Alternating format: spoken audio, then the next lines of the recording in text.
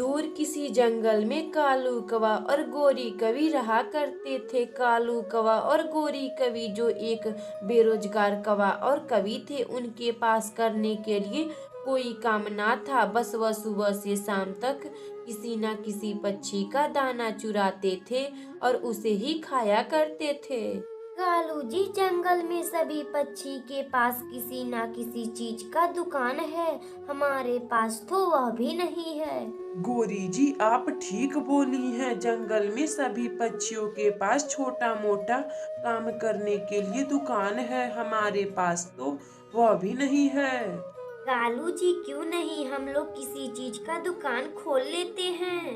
गोरी जी, हम किस चीज का दुकान खोल पाएंगे? हम तो बचपन से ही दाना चुरा कर खाते हैं। कालू जी, ऐसी वैसी कोई बात नहीं है, क्यों ना हम लोग टमाटर का दुकान खोल लेते हैं। गोरी जी, क्या बात बोल दी आप। मगर गोरी जी, टमाटर का दुकान खोलने के लिए हम लोग टमाटर कहाँ से लाएंगे? कालू जी, यह भी पूछने की बात है। आप जंगल में जाइए, किसी भी पक्षी के खेत में से टमाटर चुरा लाइए, हम उसे ही बेचेंगे। गोरी जी, हाँ, यह सही है। आप बहुत अच्छी बात बोली हैं। मैं अभी जा रहा हूँ। इतना बात कहकर कालू कौवा टमाटर का खेत खोजने चला जाता है। कालू कौवा उड़ता उड़ता जंगल में टमाटर का खेत की तलाश में चारों ओर घूमता है। तभी उसे रास्ते में उल्लू जमींदार का टमाटर का खेत दिखाई देता है। कालू कौवा बिना कुछ सोचे समझे उल्लू जमींदार के टमाटर के खेत में जाता है और कुछ टमाटर चुरा कर अपने घर लाता है। कालू जी, आप यह कितने लाल लाल टमाटर लाए हैं, मुझे बहुत अच्छा लगा। गोरी जी, कल से ही हम अपना टमाटर का दुकान लगाएंगे। अगली सुबह कालू कौवा और गोरी कवि अपना टमाटर का दुकान खोल लेते हैं। कालू कौवा और गोरी कवि का दुकान खुला देखकर रानू चिड़िया आती है। चिड़िया, तुम्हें कितना टमाटर चाहिए? हमारे दुकान पर बहुत सारे टमाटर हैं। कालू भैया, मुझे 2 किलो टमाटर दे दीजिए, मैं पैसे आपको 2 दिन बाद लौटा दूंगी। रानू चिड़िया, हमारे दुकान पर उधार नहीं मिलता है। चल भाग यहाँ से। कालू भैया, मुझे आप यह टमाटर दे दीजिए, मुझे इन टमाटरों की बहुत जरूरत है। चिड़िया, तू पहले जाकर पैसे ला, तभी मैं तुम्हें टमाटर दूंगी। फिर रानू चिड़िया पैसे मांगने उल्लू जमींदार के पास जाती है। उल्लू जी, मुझे कुछ पैसे उधार दे दीजिए, मुझे टमाटर खरीदना है। रानू चिड़िया का बात सुनकर उल्लू जमींदार को शक हो जाता है।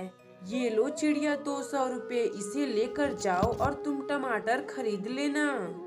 फिर रानू चिड़िया 200 लेकर कालू कौवा और गोरी कवि के पास आती है। कालू भैया, मुझे 2 किलो टमाटर दे दो, ये लो पैसे।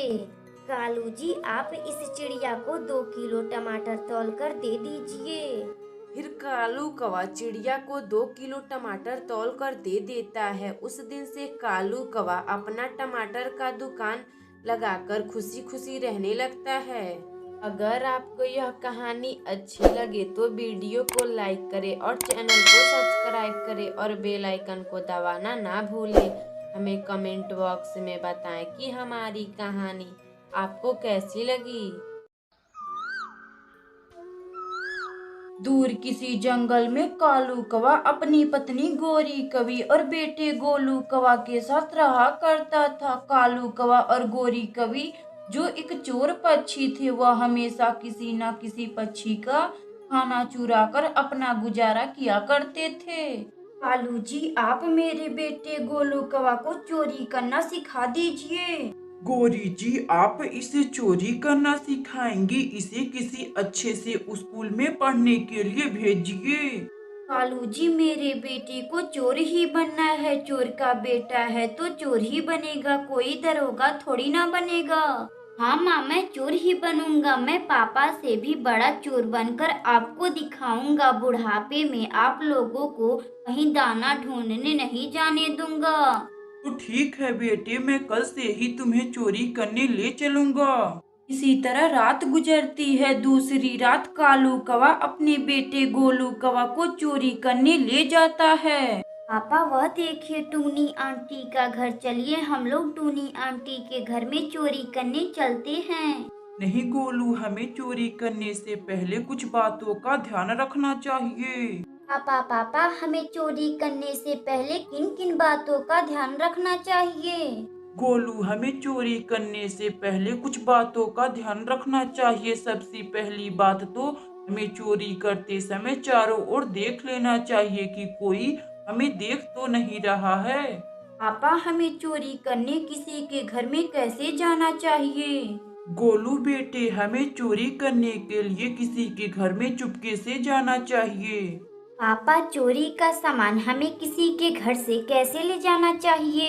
गोलू बेटे, हमें चोरी का सामान बिल्कुल आराम आराम से अपने घर लाना चाहिए कि किसी को शक ना हो।